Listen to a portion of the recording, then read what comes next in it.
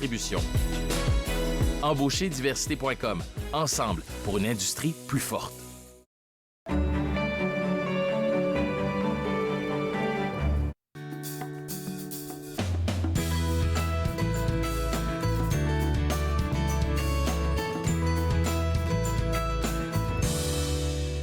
Bonjour et bienvenue à Entre nous, exclusivement sur les ondes de TV Rogers. Je suis Claude-Andrea Bonny. Je me ferai un réel plaisir de passer la prochaine heure avec vous. Aujourd'hui à l'émission, on va parler avec l'auteur Denis Bachand qui vient nous présenter en exclusivité son premier roman intitulé L'appel de la route. Je vais aussi m'entretenir avec Turki Ismaël Mohamed de l'ACFO. Il viendra partager avec nous les activités en présentiel et en virtuel préparées par l'ACFO. Et tout de suite, pour commencer, j'ai avec moi l'auteur, compositeur, interprète, le Flo Franco, qui nous fait le plaisir de participer à l'émission ce matin. Le Flo, ça fait très longtemps qu'on s'est parlé. Est-ce que je pourrais savoir comment ça se passe avec toi dernièrement? Ben, premièrement, salut à tout le monde. Merci de l'accueil. Oui, ça fait un petit bout qu'on s'est parlé. La dernière fois, on s'est parlé pour la sortie de mon dernier album, Force Inhérente, qui était sorti en 2019. Ce petit bébé ici, pour un rafraîche mémoire. Et puis, ben, depuis, écoute, la vie a pris son cours. On a poussé l'album. On s'est rendu jusqu'en Colombie-Britannique pour faire une série de spectacles, juste avant la pandémie. Et puis, la pandémie a eu lieu. Ensuite, on s'est adapté à la pandémie. On a donné des ateliers virtuels, on a donné des spectacles en virtuel. Donc, ça a été une période d'adaptation assez intéressante, comme le restant des gens dans différentes sphères, peu importe l'industrie. Donc voilà, c'était un peu ça. Puis pendant la pandémie, ben c'est sûr que le temps qui m'a forcé ou qui nous a forcé à rester chez nous m'a un peu permis de me remettre à l'écriture, puis à explorer des nouveaux sons. Donc, on a beaucoup travaillé, on revient en force en 2022. En janvier, on a lancé un premier titre, On est là, accompagné d'un vidéoclip. Ensuite, en février, on a lancé Noirceur absolue, accompagné d'un clip. Et hier, tout frais, tout chaud, on lance un nouveau titre accompagné d'un vidéoclip qui s'appelle Level Up. Donc voilà, c'est ce qui s'est passé depuis qu'on s'est parlé. Ça bouge beaucoup et puis tous ces singles, on va en parler un peu plus tard après la pause. Mais j'aimerais t'entendre sur, selon toi, la plus belle des réalisations que tu as pu accomplir dans ta carrière jusqu'à maintenant. Surtout si on prend la petite partie de la COVID, là. Wow, plus belle chose que j'ai réalisée dans ma carrière à date. Ben, si on reste dans la COVID, il y a quand même eu des beaux moments, surtout dans les petites fenêtres d'espace qu'on a eu pour pouvoir, où ce que les choses se sont un peu, comment dire, desserré, si on veut. Il y avait un petit peu plus de lustre, donc je pense au festival de Montgolfière à Gatineau, où ce que j'ai pu performer l'été dernier. J'ai fait la première partie de l'artiste gatinois Détracte au festival Cultivé ici, à Gatineau aussi l'été dernier. J'ai été à Vancouver aussi l'été dernier pour faire la première partie de Laurence Narbonne. Donc juste ça au niveau du spectacle, c'était vraiment intéressant. Puis l'été 2020, comme le premier été qu'on a eu dans la pandémie, ben on avait eu une réouverture avec le festival Blues Fest, qui est comme le gros festival ici à Ottawa pendant l'été. Et puis c'était vraiment cool. On était en mode, les gens étaient dans leur voiture. Puis moi j'étais sur la scène, mais les gens m'entendaient dans leur voiture. Donc c'était vraiment cool, c'était comme une formule très hybride pandémie. Donc les gens étaient là, mais chacun dans leur voiture avec une station, puis j'ai performé, c'était vraiment cool. Donc tu sais, malgré la pandémie, il y a eu des belles opportunités. Puis je te dirais que c'est peut-être les plus beaux moments que j'ai eu justement fixés dans la pandémie. Selon moi, je le vois quand je regarde ton parcours, quand je lis sur toi, quand je vois des mini-entrevues que tu as données jusqu'à date. Je pense que le mot résilience te définit le mieux. Je ne sais pas si je me trompe, mais dis-moi, qu'est-ce que tu penses de ça? Ben, je l'apprécie. Je pense que je suis d'accord. Je pense que oui, il y a définitivement une partie de moi qui est très résilient. Je suis quelqu'un qui est très passionné. Puis, je donne un shout-out à mon agent de booking qui s'appelle Nathalie Bernardin. Puis, c'est une femme qui, tu sais, on a eu beaucoup de belles discussions. Puis, on parle beaucoup de vocation. Tu sais, dans le domaine dans lequel je me retrouve au niveau des arts et de la culture, puis étant à Ottawa, dans une scène culturelle qui est quand même assez dynamique, mais qui est peut-être pas aussi comment dire, explosif que nos voisins québécois en termes de comme l'huilage qui vient avec ça.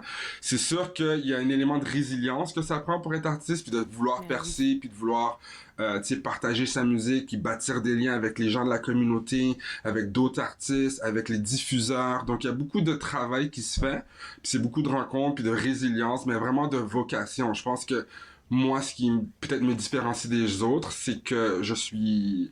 Tu sais, je suis pas après l'argent, je suis pas après le fame. Je veux juste partager ma musique avec ceux qui sont partants de l'écouter. Puis si j'arrive à toucher le cœur de quelques-uns, ben ma mission est complète. Puis tu sais, en tant que fier franco-ontarien, tu sais, je pense que pour moi, une de mes missions, c'est de juste mettre du quality music out there. Puis que les gens de chez nous soient fiers de dire, oui, on a des artistes de chez nous qui sont formidables, comme les artistes à l'Europe, comme les artistes au Québec. Donc pour moi, c'est vraiment ça. En tout cas, tu as très bien dit tout ce que je viens de dire. La résilience, là, ça te définit définitivement. Écoute, je te garde avec moi, on prend une pause et juste après la pause, on va découvrir ensemble Noirceur absolue. Vous regardez Entre nous, exclusivement sur les ondes de TV Rogers.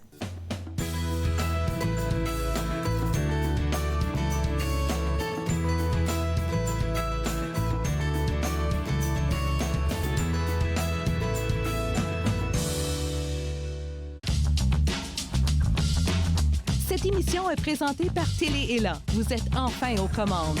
Pour en savoir plus, visitez rogers.com.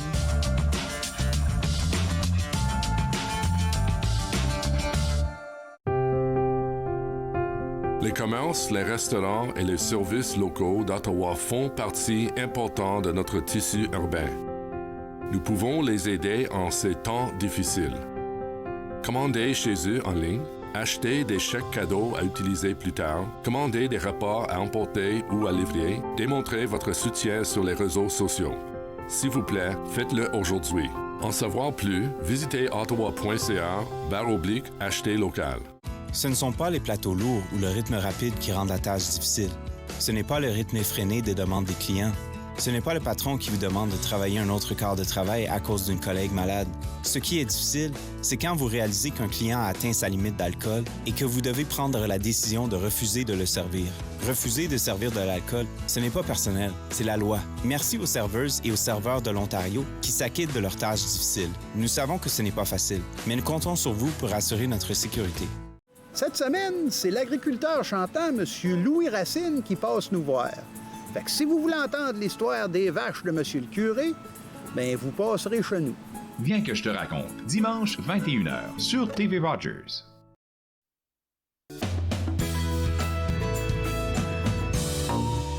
Ce soir, veulent nous voir en prison. Ils veulent prendre nos vies sans raison. L'expérience d'une vie noire. C'est particulier. Mais yo, peu importe what they say. And what they say, son. Peu importe what they do. And what they do. Et fier, je resterai. Ma noirceur, ma noirceur, ma noirceur. Des gens qui sont un peu, qui sont pas de notre génération diraient que le hip-hop, le rap, en fait, il n'y a pas vraiment de message fort là-dedans, mais moi, je suis totalement pas d'accord avec ça. Avec Noirceur absolue, là, c'est un message fort que tu envoies. Puis tes paroles, là, je me demande, où est-ce que tu les trouves? Est-ce que ça vient de ton expérience personnelle ou c'est juste que tu regardes la société puis tu te dis, OK, je vais écrire là-dessus? C'est définitivement un mélange des deux, Claude Andrea, pour de vrai. Étant homme noir, c'est des choses que je vis avec depuis tout jeune, que ma mère a vécu avec. Donc, tu sais, c'est des choses qu'on voit puis qu'on vit avec, qui nous travaillent. Puis veux pas, on fait partie d'une société, donc c'est sûr qu'on voit des choses qui viennent peut-être nous marquer un peu. Puis moi, ben, mon outil, c'est la musique, c'est ma façon de m'exprimer. Donc c'est sûr que tu sais, il y a des moments que je vois des choses, j'entends des choses, puis je les combine, puis il faut juste que ça sorte. Donc, tu sais, avec qu'est-ce qu'on a vécu pendant la pandémie, l'explosion avec la mort de George Floyd, ça m'a beaucoup travaillé. Puis, si vous vous souvenez, juste avant ça même, on avait lancé un clip qui s'appelait On en a assez, qui parle un peu du même principe, des injustices sociales, puis à quel point qu'on en a assez, puis du sexisme, du racisme, tout ça. Puis là, avec Noirceur absolue, ben c'était un peu le même truc, mais je voulais mettre l'autre côté de la médaille, où ce que, oui, il y a l'élément qu'on en a assez, qu'on est frustré, qu'on est fâché, mais veut pas aussi. Peu importe les injustices qu'on n'arrête pas de vivre depuis des décennies, ça change pas le fait qu'on est quand même noir et fier, et qu'on est quand même toujours présent, puis qu'on va pas abandonner, puis qu'on va toujours se battre pour un meilleur lendemain. Donc, Noirceur Absolue, c'est vraiment un cri de fierté, puis de nous mettre de l'avant, puis de nous célébrer. Et puis, voilà, c'est une belle collaboration avec The Incredible Pack, d'autres artistes de notre région, des gars que j'admire beaucoup, avec DJ Scorpion aussi sur les tables tournantes, le scratching, comme on dit. Et puis, DJ Pierre, un artiste formidable dans notre communauté qui fait beaucoup de bruit. C'est lui qui a enregistré, qui a produit le beat, qui a mixé, masterisé. Et puis ensuite, là, avec le clip, avec Amici béninois de Dope Quality Production, un vidéaste de notre région aussi. Donc un super gros effort collectif de notre communauté. Et puis voilà, c'était Noirceur Absolue. On l'a lancé dans le cœur du mois de février. Donc je vous invite à aller checker ça sur YouTube pour ceux qui veulent voir la vidéo dans son intégralité. On va parler des autres clips vidéo un peu plus tard, mais si je prends une pause pour m'arrêter sur Noirceur Absolue, là, je me dis que vous avez fait un gros travail. Écoute, tout le monde est en noir, ça, c'est vraiment très beau à regarder, mais tu sais, je sais pas si c'est toi qui donne des idées pour les clips vidéo, parce qu'on va avoir un deuxième clip vidéo tantôt, là. C'est tellement bien fait, je me demande, c'est où cette fraîcheur-là? D'où ça vient? Est-ce que ça vient de toi? Est-ce que ça vient de ton équipe? C'est toujours un effort collectif. C'est sûr qu'en tant qu'artiste, on vit avec un concept. Là, on l'écrit, on rentre en studio, on enregistre, puis après, on se met à imaginer un visuel. Donc, il y a une partie, définitivement, ça vient de moi. Mais Amici béninois, qui est le directeur, le vidéaste dont je vous ai parlé, ben, on se rend compte, puis moi, je lui partage mes idées, ensuite lui il me relance les idées, puis là on crée l'image parfaite ensemble. Donc c'est un effort collectif, et puis tu sais, on voit beaucoup de figurants dans le clip, c'est vraiment des gens de notre communauté. Il y avait Sabine Daniel, qui est une ancienne, voilà, il y avait Barbara Laurenstein aussi, tu sais, des personnes clés de notre communauté qu'on voulait mettre de l'avant. Et puis au niveau de l'esthétique, on voulait mettre de l'avant notre belle ville, mais dans la soirée. Donc on s'est promené au centre-ville, on a été explorer ça. Donc tout ça pour dire que c'est un effort collectif. Je peux pas prendre tout le crédit, mais je suis content de t'entendre dire que ça te plaît beaucoup. Et puis voilà, moi je favorise toujours les efforts collectifs ensemble. Donc c'est toujours comme ça. C'est tellement bien dit. Déjà en janvier, le clip que tu as eu, OK, c'était on est là, si je ne me trompe pas. On est là. Ensuite de ça, en février, il y a une Noirceur Absolue. Puis là, on va parler de Level Up très bientôt. On va montrer un clip tantôt qui est sorti hier à peine. J'ai l'impression que c'est une chronologie parce qu'on est là, ensuite Noirceur Absolue, ensuite Level Up. C'est un message que tu envoies. Est-ce que j'ai touché le point? Il y a des mouvements stratégiques. OK, mais c'est tellement bien fait, là. Je pense qu'on va regarder un bout de Level Up ensemble. C'est gentil, merci. Prêt ou pas, on n'a pas le choix, nouveau niveau, c'est le temps de level up. Prêt ou pas, on n'a pas le choix, nouveau niveau, c'est le temps de level up. On est la lumière qui brille de splendeur, on est la misère qui envie le bonheur. Comme des rêveurs en quête de succès, on est rempli de peur, de courage et de paix. Vrai, complexe parcours qu'on a, on fonce dans tous les cas. Mais fait pour le combat, résilient, non, on ne tombe pas. Compris, nous sommes, on est là, malgré tout, soucis qui nous consomment, quand même le tu m'as pas vu là, je suis en train de danser ici. Oui, c'est dansant, tu vois. À chaque musique, il y a, comme on va le dire ça, une vibes différente. Pour Level Up, qu'est-ce qui t'a inspiré? Parce que c'est très dansant, contrairement à Noirceur Absolue. Ouais, absolument. Comme tu dis, chaque son a une esthétique. Avec On est là, c'était vraiment, on revient en force, on se présente, on est dans le rap, le jeu de mots impeccable. Noirceur Absolue, on est vraiment dans un concept, une thématique, on reste dans le mois de l'histoire des Noirs. Puis avec Level Up, l'idée c'était de juste amener le public dans mes énergies des Caraïbes, si on veut, puis inviter les gens à danser, un peu comme qu'on l'avait fait avec Bal Exotique, qu'on avait lancé avec l'album Force Inhérente. Donc là, voilà, Level Up, on était au mois d'avril, donc là, le printemps est là, l'énergie revient, on s'aventure vers l'été, on veut des trucs qui réchauffent l'âme, qui dansent. Donc c'était un peu l'idée avec ça. Puis Level Up, au niveau des paroles, c'est quand même quelque chose, c'est une chanson qui fait preuve de résilience, qui parle du besoin de l'être humain qu'on a de toujours foncer malgré les défis. T'sais, on pense à la pandémie, on pense à des défis personnels, des histoires de famille, des histoires d'amitié. Donc, tu sais, on vit avec des choses, mais ça change pas le fait qu'on veut quand même aller de l'avant, puis qu'on est résilient, puis que sera. Et puis au final, il faut toujours level up. Donc, c'est un peu l'idée de la chanson. Et le Level Up, là, ça va avec plein de couleurs. Le clip est coloré. En tout cas, j'aime beaucoup le clip que vous avez fait là. Et puis, je sais que l'univers hip-hop vient avec sa particularité. C'est un peu comme chaque rappeur, chaque personne qui fait du hip-hop a une touche particulière. Et puis moi, j'aimerais savoir, la tienne, c'est laquelle?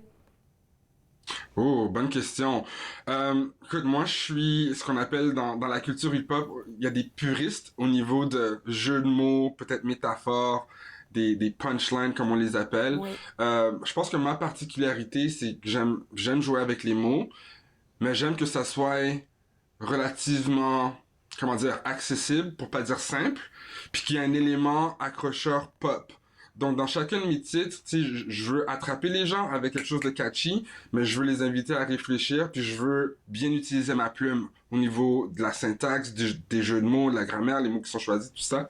Fait que tout ça pour dire que pour moi, ben, tu sais, je me définis en tant que pop urbaine multicolore, c'est comme ça que je définis mon son.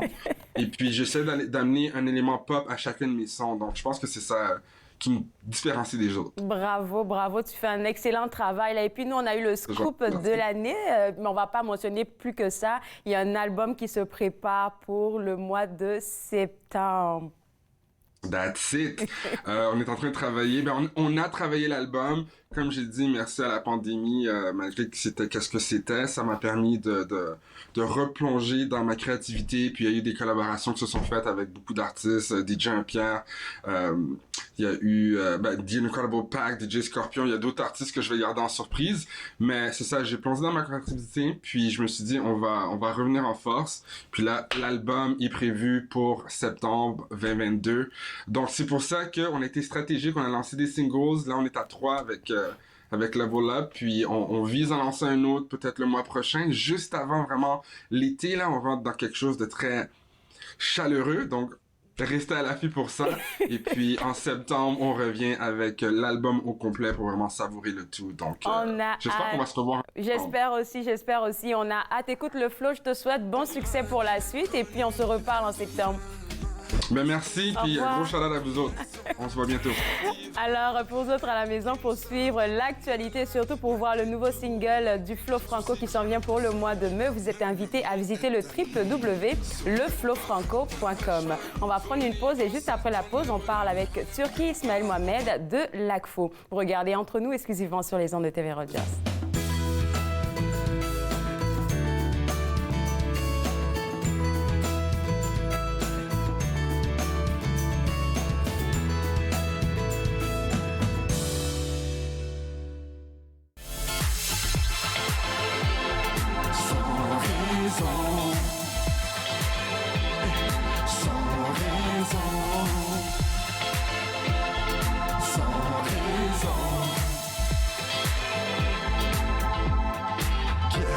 Moderne, solide il est, de loin ou de près. Amour secret, 24/7. Se présente des efforts, horaires de business. Et le bonheur qui s'endort, nouveau décor.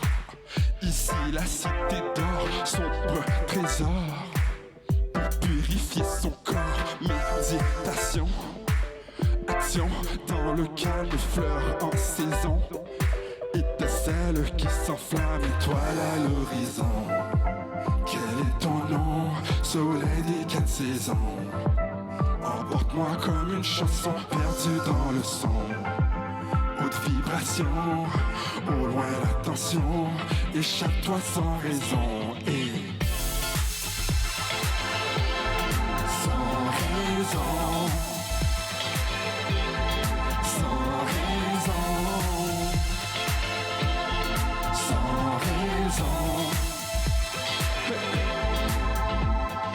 La joie de vivre sans être ivre, partir d'un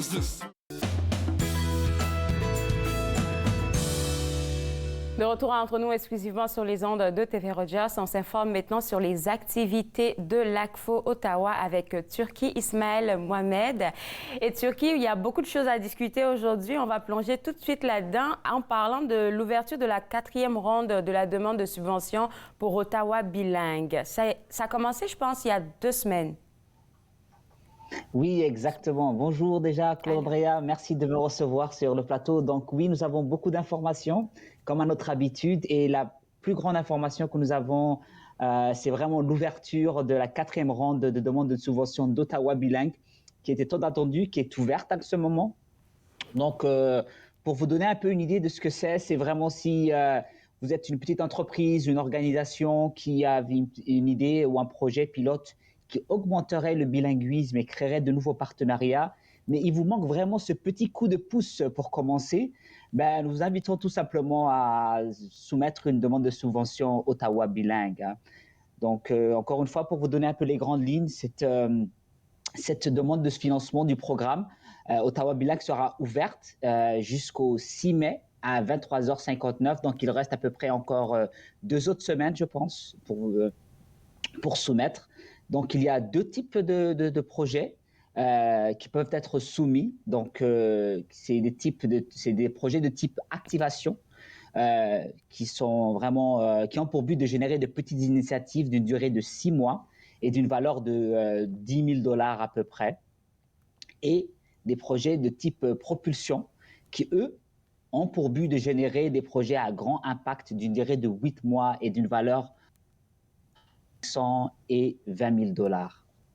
Alors ça, c'est un gros coup de pouce, comme tu viens de le mentionner, aux entreprises et aux organismes. Et puis, autre chose qu'on voulait dire aussi aux gens qui nous regardent, c'est que ceux qui ont déjà déposé, on va dire à la ronde précédente, un projet, ils sont encore admissibles pour déposer un autre projet, mais un nouveau projet cette fois. Oui, bien sûr. Les organismes qui, eux, ont déjà qui ont déjà reçu une subvention Ottawa Bilingue sont toujours la bienvenue et sont admissibles pour soumettre un nouveau projet, bien sûr. Et ce que je trouve intéressant avec ce projet-là, c'est que j'en ai parlé avec un de tes collègues une fois à l'émission, là, et puis je disais qu'il y a beaucoup de personnes qui profitent de cette subvention-là et qui font tellement de belles choses. Puis j'en parle avec eux à l'émission à chaque fois, là. Donc, c'est vraiment un moment. Et puis, j'aime bien ça, le projet d'activation, comme tu l'as dit, 6 mois. C'est pas long, 6 mois, mais ça peut changer quelque chose. Un petit projet peut changer la communauté. Donc, pourquoi ne pas taper à la porte de l'ACFO pour commencer à déposer des demandes? Est-ce que jusqu'à date, vous avez reçu beaucoup de demandes? Oui, les demandes affluent, mais pour vraiment trouver la perle rare et trouver vraiment le bon projet, nous invitons encore les membres, les membres de notre communauté à venir soumettre des projets innovants. Je sais qu'il y en a encore qui ont des projets en tête, mais qui n'ont pas encore le courage de se lancer. Et donc, comme tu le disais un peu plus tôt, donc les projets d'activation est vraiment cette opportunité pour eux de se lancer dans le monde de la subvention. S'ils n'ont pas encore reçu de subvention ou qui n'ont pas ou très peu d'expérience dans les projets, c'est vraiment le type de projet qui leur iront. Donc, nous les encourageons à soumettre un projet d'activation. Alors, pour soumettre un projet, qu'est-ce que je dois faire? Quelle est la procédure? Donc, pour soumettre un projet, déjà, nous vous invitons à visiter le site d'Ottawa Bilingue qui est www.ottawabilingue.ca. Donc, toutes les informations sur le projet, comment soumettre, toutes les informations par rapport aux subventions Ottawa Bilingue sont dans ce site-là. Donc, pour cela, il faudra encore remplir un petit formulaire qui est complété vraiment très rapidement et facilement en ligne où vous pourrez partager toutes vos idées et comment vous voulez faire. Donc, encore une fois, il faut aller se connecter sur www.ottawabilingue.ca. Donc, www.ottawabilingue.ca si vous voulez déposer des projets d'activation, des projets de propulsion pour avoir une subvention de l'ACFO Ottawa. Et puis, Turki vient de le dire, c'est jusqu'au 6 mai, donc vous avez juste 2 semaines. Vous avez le temps de vous préparer. Écoute, Turki, je vais te garder avec moi, on va prendre une pause. Et juste après la pause, on va parler du réseautage, on va parler d'une nouvelle qui ne nous plaît pas beaucoup, mais je pense que tu vas l'annoncer juste après. Vous regardez Entre nous exclusivement sur les ondes de TV Rogers.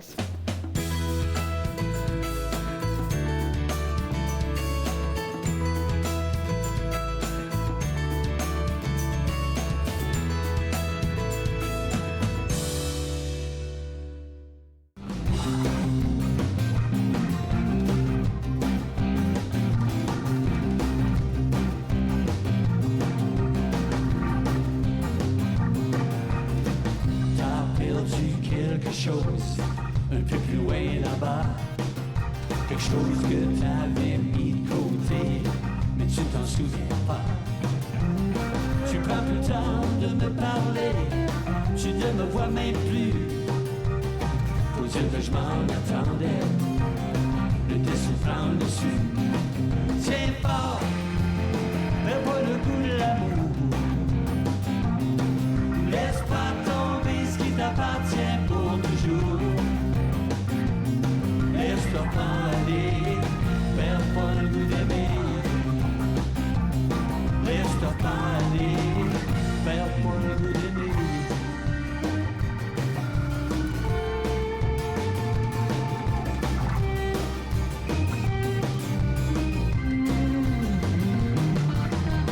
Tu parles de tout, tu parles de rien, y'a personne qui te comprend. Les mots résonnent dans le fond de ton cœur, c'est moi qui le ressens. T'as plus de couleur dans tes yeux, tu vis en noir et blanc. Dans un autre monde, sur une autre planète, dans un autre temps. De retour entre nous exclusivement sur les ondes de TV Rogers, on continue de s'informer sur les activités de l'ACFO Ottawa avec Turki Ismaël Mohamed. Et puis ça, je pense que c'est une bonne nouvelle que toute la communauté aimerait entendre. Le réseautage franco revient enfin en présentiel. Oui, exactement. Donc, l'ACFO va lancer l'immense plaisir d'annoncer le retour de réseautage franco.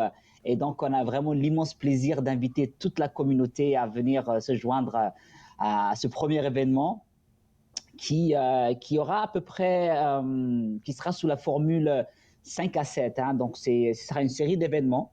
Dans cet événement-là seront vraiment mis en place pour créer vraiment une rencontre sociale autour d'un verre pour que les francophiles et les francophones puissent vraiment discuter et fraterniser. Mais ce nouveau réseautage franco, ce nouvel élément aura une nouvelle touche qui sera aussi l'opportunité pour les élus de rencontrer les membres de la communauté et d'échanger avec eux. Vraiment. Alors, donc, pour ce premier réseautage franco, là, ça sera quand? Ça sera où? Et puis, est-ce que je dois m'inscrire avant de participer? Oui. Donc, cette rencontre, la première rencontre va se dérouler le mercredi 4 mai à 18h au Orléans Brewing qui se trouve à Orléans. Alors, ma dernière question, c'est est-ce qu'on doit s'inscrire avant de participer? Oui, bien sûr. Donc, vous devez vous inscrire, mais surtout réserver votre place en achetant des billets pour cet événement-là. Et les billets sont d'ores et déjà en vente dans notre boutique en ligne au www.acfoottawa.ca. Donc, juste pour vous donner une petite information, les billets coûtent $12 et ils comprennent un verre, alcoolisé ou non, bien sûr, et des bouchées. Et le bar payant sera ouvert tout au long de l'événement pour faciliter ces discussions-là et puis encourager les gens à pouvoir communiquer et partager. Donc, le retour de ces événements présentiels-là, on attendait vraiment avec beaucoup d'impatience et c'est vraiment l'occasion pour toute la communauté de pouvoir se rencontrer, discuter et partager. Définitivement, là. Et puis, je commence à recevoir beaucoup de courriels de 5 à 7. Puis, je dis, oh, enfin, ça a l'air qu'on sort tout doucement de la pandémie, là. Donc, ça, c'est une très bonne nouvelle, là, pour toute la communauté. Alors, le prochain 5 à 7, c'est le 4 mai, si je ne me trompe pas. Prendre des billets dès maintenant à www.acfoottawa.ca. Troisième affaire qu'on veut discuter aujourd'hui, Turki, c'est le podcast Sans filtre. C'est quoi ça? Oui, donc le podcast intergénérationnel Sans filtre, donc c'est une initiative de l'ACFO Ottawa. Et nous avons mis donc ce podcast-là, il a vraiment pour but de créer un espace d'échange entre des jeunes étudiants et les aînés de notre communauté. Donc ces podcasts s'effectueront à travers une série de plusieurs épisodes. Et pour cela, vraiment, nous invitons surtout les aînés et les retraités de notre communauté, c'est-à-dire 55 ans et plus, à contribuer et prendre part au lancement de ce podcast, mais surtout aux enregistrements qui vont se passer le 24, 25 et 26 mai à la Maison de la Francophonie d'Ottawa. Et vraiment, ces podcasts porteront sur plusieurs sujets variés et qui mettront en valeur les points de vue de ces différentes générations de franco-ottaviens et franco. Ah, je pense que c'est un bon... ça sera disponible où déjà? Est-ce que c'est sur le site web où vous allez créer une plateforme? Non, donc là, nous sommes vraiment dans la procédure de recrutement des aînés. OK. Donc, nous essayons vraiment de trouver ces perles rares qui viendront partager leurs connaissances, leurs expériences et les mettre en valeur et partager vraiment avec des générations un peu plus jeunes qu'elles, de jeunes étudiants, et à travers ces podcasts-là qui seront enregistrés. Donc, nous invitons encore une fois les aînés et les retraités de notre communauté. Et pour pouvoir vous joindre à cette expérience-là, donc nous vous invitons à écrire un courriel à info@acfoottawa.ca, et puis nous ferons en sorte de partager quelles sont les prochaines étapes, comment s'inscrire, et nous les tiendrons au courant. De très bons projets du côté de l'ACFO Ottawa. Et puis, le dernier point qu'on veut discuter, c'est une bonne et mauvaise nouvelle en même temps. Il paraît que tu nous quittes, donc tu quittes l'ACFO, donc tu quittes entre nous carrément. Oui, c'est une bonne nouvelle et une mauvaise nouvelle en même temps, parce que déjà, je m'embarque dans une nouvelle aventure et je quitte vraiment ce monde franco-ontarien, cet univers de l'ACFO et la communauté qui m'est vraiment très chère. Mais c'est une bonne nouvelle aussi pour tous les passionnés de communication et de relations publiques que j'invite vraiment à appliquer, à rejoindre cette très belle équipe. Donc, encore une fois, l'ACFO est vraiment à la recherche de la perle rare, cette personne qui est dynamique, passionnée de communication, de relations publiques et de marketing, pour s'occuper de la coordination des communications. Alors, Voilà. qu'est-ce qu'on doit faire pour déposer une demande pour les gens qui seraient intéressés à remplacer Turki Ismaël? Oui, donc il faut déjà avoir un certain profil, vraiment dans une expérience en communication, relations publiques et marketing, un diplôme postsecondaire. C'est vraiment quelques grandes lignes du profil recherché. Mais je vous invite à aller au www.acfoottawa.ca pour vraiment consulter l'offre dans son intégralité, dans son entièreté. Et pour les personnes qui seraient intéressées, je les invite vraiment à présenter leur candidature et faire parvenir leur CV et une lettre de motivation avant le 2 mai 2022 par email au dg@acfoottawa.ca. Merci beaucoup, Turki. Écoute, ça nous a fait plaisir de t'avoir pour ce mini-temps-là ici à l'émission. Et puis, tu pourras revenir quand tu veux sous un autre chapeau. Nous, on sera là pour t'accueillir. Bonne chance et puis bon succès pour la suite. Merci beaucoup. C'était extrêmement un très grand plaisir et j'ai hâte de pouvoir revenir sur ce plateau sur d'autres circonstances. Avec plaisir. Au revoir. Alors, pour vous autres à la maison, pour suivre l'actualité de l'ACFO et pourquoi pas pour participer à tout ce dont je viens de discuter avec Turki, donc que ce soit pour la demande de subvention ACFO Ottawa, pour le podcast Sans filtre ou même pour le réseautage franco, www.acfoottawa.ca, c'est le site web à visiter. On va prendre une pause et juste après la pause, on parlera de nostalgie et bien plus encore avec l'auteur Denis Bachin. Vous regardez Entre nous, exclusivement sur les ondes de TV Rogers.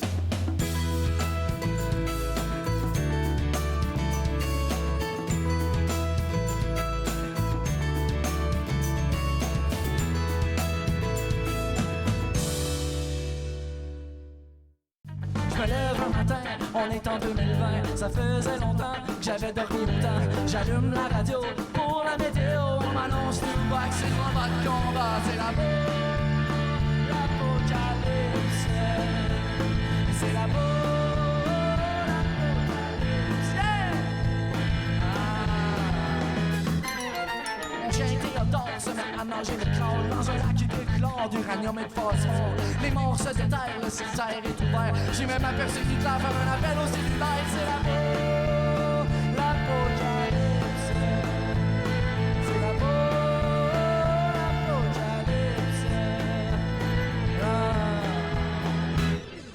Dans tous mes états, j'appelle météo média. Je dis bonjour monsieur, dites-moi donc un peu ce que je peux bien faire.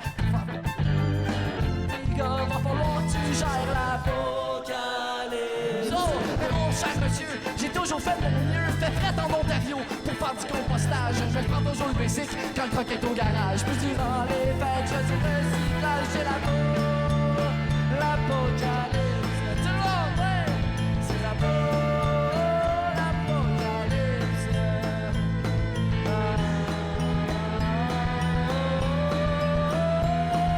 Let's go!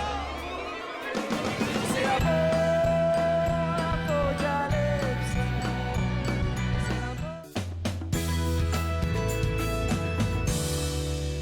De retour entre nous exclusivement sur les ondes de TV Rogers, je discute maintenant avec l'auteur Denis Bachand de son ouvrage L'appel de la route qui a récemment paru, je veux dire juste hier. Denis Bachand est aussi professeur émérite dans le département de communication à l'Université d'Ottawa et ça fait la deuxième fois qu'on se parle. C'est toujours un plaisir de vous avoir à l'émission. Première des choses que j'ai envie de vous demander, ça par rapport avec l'ouvrage on va discuter tantôt, mais c'est pour parler un peu de la nostalgie. Pourquoi c'est un thème qui vous tient tellement à cœur? Oh ben, je pense que la nostalgie tient au cœur de beaucoup de personnes. Je pense que personne n'en est je veux dire, c'est un sentiment qui nous habite tous. Quand on jette un regard sur notre vie antérieure, sur notre vie passée, sur les étapes que l'on a franchies, et je reviens sur quelque chose d'assez essentiel, c'est que la nostalgie, c'est pas un sentiment négatif. Ce n'est pas que de la tristesse, ce n'est pas la mélancolie. C'est se rappeler d'objets, de circonstances, de personnes qui nous rappellent des souvenirs intéressants et heureux la plupart du temps. Et on aime se replonger dans des rêveries qui nous ramènent à ces périodes-là. Je pense qu'on est des êtres cumulatifs. Je pense que vieillir, ça veut dire que l'on accumule des expériences, on accumule des années et on accumule toutes sortes d'états. On est à la fois l'enfant, l'adolescent, le jeune adulte, l'adulte, la personne qui vieillit. On est tout ça à la fois. Et quand on s'observe, s'examine un peu, on peut revivre ces périodes-là.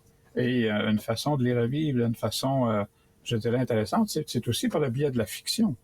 Et c'est ce que j'ai fait après avoir consacré un ouvrage plus théorique, plus universitaire, un essai à la nostalgie.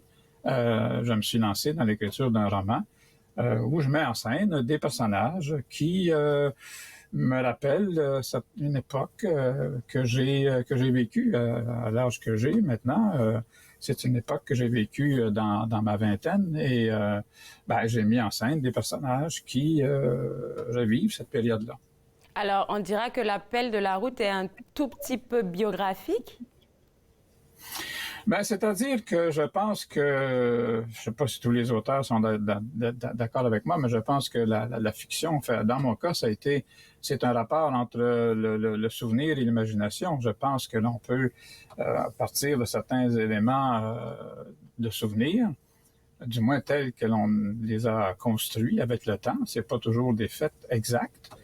C'est ce dont on se souvient approximativement et on élabore à partir de ça une histoire qui est une histoire fictive. Alors, je ne départagerai pas avec vous ce matin ce qui relève du souvenir et ce qui relève de l'imaginaire. Je pense que tout ça s'imbrique. Et voilà, je pense que oui, la fiction se nourrit d'une certaine dose d'autobiographie. Et puis, pour avoir je dirais, une bonne fiction, ça serait de prendre un peu de recul sans avoir de jugement. Et ça me rappelle quelque chose que vous avez dit. Vous avez dit, il ne s'agit pas de vivre dans le passé, mais de vivre avec son passé. Quand j'ai lu cette phrase-là, je me suis dit, OK, oui. Je pense que je vais garder ça très longtemps pour toute ma vie parce que c'est vrai, c'est tellement vrai. Souvent, on vit encore, oh, j'aurais pu faire ça autrement, j'aurais pu dire ça autrement, mais oui. C'est passé. Mais ça devient un discours, c'est infini. On ne peut pas vivre dans cet état-là constamment, sinon on va déprécier tout ce que l'on vit dans l'actualité. Je pense qu'on se recrée de l'actualité, mais l'actualité se crée sur des fondements qui sont ceux du passé. Et l'expression dans mon temps, je pense que c'est un peu malheureux. On peut se souvenir de choses qui nous ont fait plaisir à l'époque, mais si on ne vit que dans le passé, on va être malheureux dans le présent. Alors, il n'est pas question. On vit avec ce passé, mais pas dans ce passé-là. Ça me fait rire parce que je pense que je vais prendre cette capture et l'envoyer à ma mère qui est toujours en train de faire des comparaisons. Parce que moi, dans mon temps, non, on n'est plus à son temps. Là. Oui, bien c'est sûr, oui, on est toujours porté de dire ça. Moi, dans mon temps, c'était cette musique. C'était pas comme maintenant, c'était comme ça. Oui, d'accord. Parce que la nostalgie, c'est un phénomène par lequel, souvent, on se fixe sur des images, des sons, des musiques, des films, des expériences amoureuses qui nous ont marqués parce que c'était les premières que l'on vivait souvent dans une époque très particulière du développement de notre cerveau, de tout notre organisme. Ça s'est fixé. Il ne faut pas en être dupe, il faut pas être dupe de ça. C'est pourquoi il faut parfois, je dirais, s'efforcer de briser les moules du passé aussi pour apprendre autre chose qui nous amène dans l'actualité. Dans le nouveau monde, en fait, dans le monde qui continue d'évoluer, quoi. Je suis très d'accord avec ce que vous dites. En fait, c'est ça qui participe du bonheur, je crois. Parce que si le bonheur est uniquement dans le passé, malheureusement, on ne peut pas y retourner, là. Définitivement. Peut-être par la fiction, me direz-vous, par la fiction. Mais ça, c'est un pis-aller. La fiction, c'est à la fois une façon d'évacuer le passé, de s'en souvenir, à la fois de transmettre certaines choses de son passé. Et je pense que dans l'appel de la route, je transmets aux lecteurs éventuels. Certains ont vécu cette période, d'autres n'ont pas vécu, d'autres on savait que ça se produisait, mais ne l'ont pas vécu comme ça s'est vécu. Et les plus jeunes, ne l'ont pas vécu ou en ont entendu parler. Peut-être qu'en lisant l'appel de la route, ils vont avoir un contact un peu plus direct avec ce que ça a pu représenter. En tout cas, pour moi.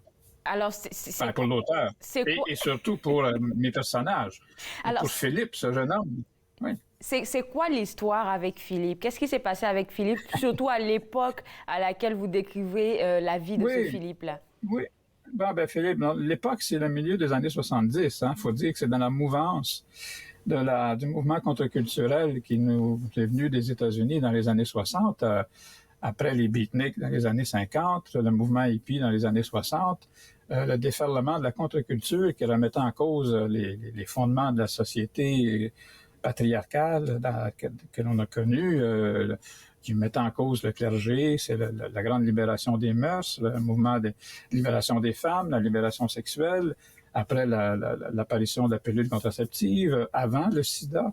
Donc, une période un peu charnière qui donnait plus de liberté, je pense, aux jeunes de l'époque qui étaient dans la vingtaine pour explorer toutes sortes de choses, dont partir en voyage. Bon, c'est peut-être encore possible, peut-être ça l'est moins. Évidemment, avec la pandémie, avec les guerres et tout ça, ça a peut-être changé un peu. Mais l'idéal, si vous voulez, dans le mouvement de la contre-culture, il y avait toujours cette idée de faire un voyage, de voyager, de parcourir le monde à la découverte des gens, à la découverte des pays, des cultures. Et Philippe, c'est ce qu'il fait. Philippe, il entreprend un grand voyage. Il va d'abord en Europe, il va en Suisse, il fait des vendanges en Suisse pour gagner un peu de sous. Il va à Paris, il fait une rencontre amoureuse mémorable. On lui remet, cette femme qu'il rencontre lui remet un livre qui s'intitule Graziella d'Alphonse de Lamartine, qui le replonge dans toute son histoire littéraire, et ça va l'amener à voyager en Espagne, au Portugal, ensuite en Italie. Il va rencontrer à Paris une étudiante en histoire de l'art qui va l'initier au mouvement artistique, qui va l'amener dans des musées, qui va lui expliquer un certain nombre de mouvements artistiques. Ça va l'éveiller à tout ça. Et il va avoir des mésaventures avec des gens pas très catholiques, disons, un peu mafiosi dans la banlieue de Naples, sur l'île de Procida, où il va faire la rencontre de trafiquants de corail rouge. Et ça va l'amener à connaître toutes sortes de déboires. Il va connaître une période assez intéressante en Grèce, sur l'île de Crète, où il va passer un bon moment, presque 2 mois. à ne rien faire d'autre qu'à contempler, qu'à contempler la nature, qu'à vivre un peu, qu'à intégrer, je dirais, l'influence des philosophies orientales qui étaient très en vogue à ce moment-là, que ce soit Sri Aurobindo, Maharishi un tel, Maharishi un autre, qui faisait des conférences sur la sagesse, la méditation. Donc, plusieurs de ces jeunes à l'époque se sont rendus en Inde, dans des ashrams, par exemple, pour se coltailler avec des valeurs autres que celles de la société occidentale. Et c'est ce que va faire Philippe en rencontrant aussi un type. À l'époque, il y avait beaucoup, fin de la guerre du Vietnam, il y avait ce qu'on appelait des draft dodgers, des déserteurs américains qui ne voulaient pas s'enrôler de force dans l'armée américaine pour aller se faire tuer au Vietnam et qui désertaient au Canada. Il va en faire la rencontre à Naples et puis il va se nouer une amitié fort intéressante. Et avec lui, il va partir d'Italie, justement, pour s'en aller sur la route des Indes, ce qu'on appelait à l'époque aussi le Hippie Trail, la route des hippies. Hein. Et il va se retrouver avec tous les poilus à cheveux longs qui déambulaient dans les couloirs de la contre-culture en se rendant en Inde pour espérer retrouver la sagesse orientale. Et alors, à travers tout ça, c'est de l'amour, c'est du suspense. Ce sont des expériences, je dirais, comme je le dis, c'est des expériences psychédéliques aussi, puisqu'à ce moment-là, évidemment, sans se le cacher, il y a toute l'expérience des drogues, évidemment, à ce moment-là, des plus douces aux moins douces, sans aller dans les drogues dures, là, mais bon, il y avait, disons, il y avait l'effervescence de ce côté-là pour une frange des jeunes. Je ne dis pas que tous les jeunes étaient dans ce mouvement-là, mais il y a une fraction assez importante de la jeunesse, je dirais pas seulement canadienne, québécoise ou américaine, mais mondiale. C'est un mouvement qui a influencé la planète au complet. Qu'on pense au mouvement de mai 68 en France, la Tchécoslovaquie, la fin de la guerre du Vietnam, tout ça. Donc, il y a un mouvement d'effervescence très intense. Et à travers le roman, je rappelle un peu l'historique aussi, parce que Philippe étudie avec un Chilien, par exemple, à Paris, et le Chilien, c'est un réfugié de l'ère Pinochet, donc c'est l'occasion aussi de parler un peu de ce qui se passait en Amérique du Sud à ce moment-là. Donc, c'est un enchevêtrement de thématiques qui vont de l'expérience amoureuse, assez intense, qui va se passer entre Philippe et cette jeune Italienne qui s'appelle Chiara, qui est assez mystérieuse. Elle va l'entraîner dans des méandres pas toujours très rassurants. Mais au début, c'est pas trop qui elle est. Et on va peut-être le découvrir au fur et à mesure du livre. Donc, c'est là où il y a un suspense. Et il y a toutes sortes de surprises, ma foi. Je me suis fait plaisir et je pense que le lecteur pourra y trouver aussi du plaisir. Du moins, je l'espère. Écoutez, je vais vous garder avec moi. On va prendre une pause. Et juste après la pause, là, par rapport à tout ce résumé-là, je pense que j'ai 2-3 petites questions pour vous. Je vous en prie. Vous regardez Entre nous exclusivement sur les ondes de TV Rogers.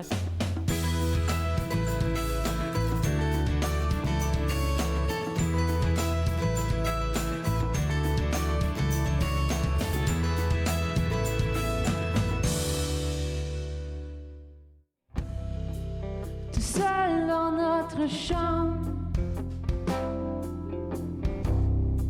je te jure que rien n'est drôle. Les saisons changent, mais moi je reste pareil, comme une feuille à l'automne. Je suis en manque de sommeil.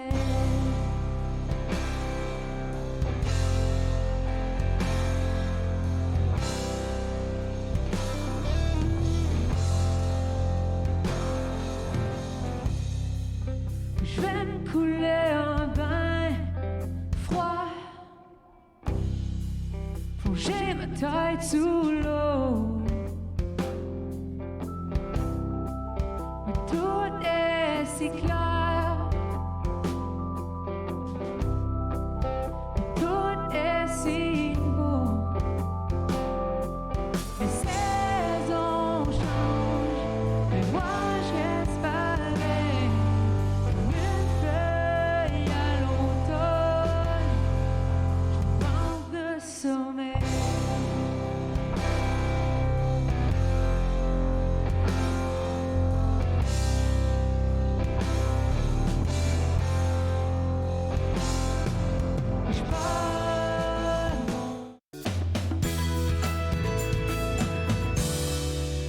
De retour entre nous exclusivement sur les ondes de TV Rogers, je continue ma discussion avec l'auteur Denis Bachan par rapport à son ouvrage L'appel de la route. Et puis avant la pause, on a eu un très bon résumé. Je pense qu'on en a donné même plus aux téléspectateurs qu'ils devraient avoir. Et moi, ce que je retiens de ça, c'est que le personnage principal, c'est un jeune qui se cherche, j'ai l'impression, parce qu'au fur et à mesure de ces expériences-là, je pense qu'il découvre une nouvelle personnalité de lui-même. Oui, ben enfin, j'espère que je n'ai pas été trop confus en racontant trop à la fois, mais disons que, oui, effectivement, c'est-à-dire que moi, le voyage, c'est une découverte extérieure, une découverte du monde, mais c'est à la fois une découverte de soi. Oui. Parce que c'est une façon de se mettre en danger, en quelque sorte, de se déconditionner, de sortir de ses repères habituels pour essayer de trouver vraiment sa véritable identité, en quelque sorte. Ce qui est un peu illusoire, mais je l'avoue, mais en même temps, je pense qu'il y a du vrai dans ce que je dis. On ne peut pas non plus se définir complètement en isolation, je veux dire, de tout. On ne peut pas s'isoler comme ça. Non, mais je pense qu'à la fois, se déporter dans des contextes différents, dans des milieux culturels différents, avec des gens qui nous confrontent dans leur identité eux-mêmes. Par exemple, Dominique, qui est cette étudiante en histoire de l'art qui va initier Philippe dans des musées, dans des différents auteurs, dans différents peintres, etc. C'est une transgenre, donc, qui va apporter une dimension particulière au roman, de la même manière que d'autres personnages qui ont des comportements qui sont en contradiction un peu avec ce qu'il était dans sa vie antérieure, bien paisible, disons de petit bourgeois canadien, éduqué, tout ça, mais qui doit se confronter au monde et réaliser que son petit nombril n'est pas tout ce qui existe sur la Terre, quoi. Donc, se confronter à des réalités différentes, confrontantes parfois, qui le mettent en question. Alors oui, pour répondre à la question, effectivement, c'est une recherche de soi. Et le Philippe en question, quand il part à la découverte du monde, ben, c'est la découverte de lui. C'est sa propre découverte. Très vrai. Et puis un autre... Va-t-il y atteindre? Va-t-il y atteindre? Ben ça, il faut le lire pour le voir. Et puis un autre thème aussi que j'aime beaucoup, c'est la contre-culture, parce que selon moi, oui, on parle des années 60-70, mais ça se passe en ce moment encore, en 2022. Il y a beaucoup d'idées qui se déconstruisent, même encore aujourd'hui. Oui, mais je pense que c'est une continuité. Je pense que c'est la remise en question des normes sociales. Je pense que ça s'est toujours fait dans toutes les générations. C'est le mouvement contre-culturel. Je vous donne un exemple. Par exemple, valoriser beaucoup les produits naturels. Hein? Alors, c'était un retour à la terre. Hein? On parle du mouvement contre-culturel. C'était en quelque sorte aussi valoriser le retour à la terre. Vous vous rappelez peut-être la fin des communes, où une bande de jeunes décidait de vivre ensemble, de s'autosuffire sur une ferme éventuellement. Certains ont réussi, d'autres ont moins bien réussi.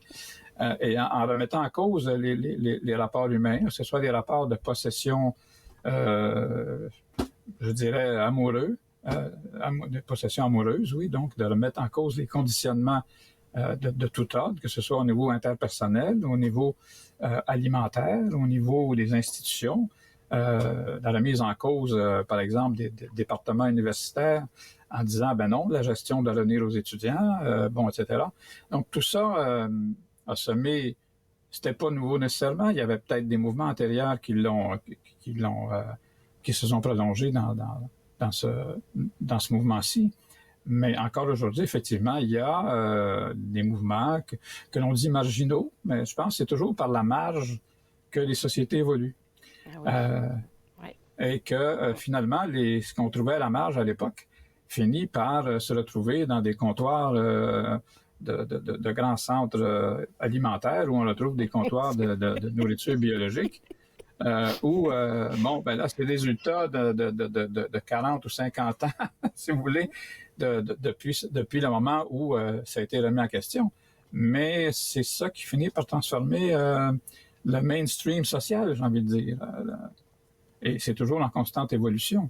que ce soit au niveau des mentalités, des habitudes, etc.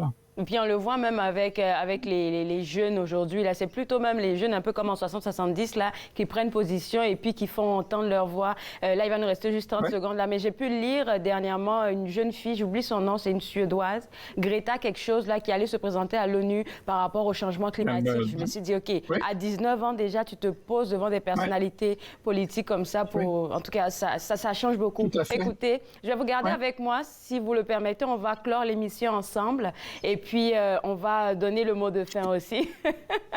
Alors, pour vous autres à la maison, pour avoir accès à l'ouvrage La route, laissez-moi regarder, c'est ça, L'appel de la route de l'auteur Denis Bachan. Vous pouvez visiter le www.interligne.ca. On se voit juste après la pause. Il est aussi avec moi. Vous regardez Entre nous exclusivement sur les ondes de TV Rogers.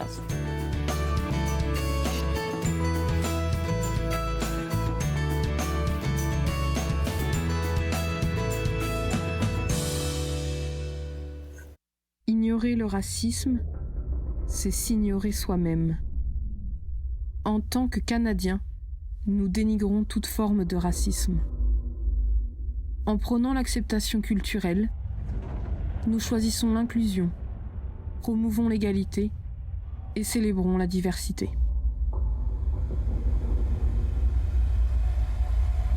Choisissons la santé, pas la haine.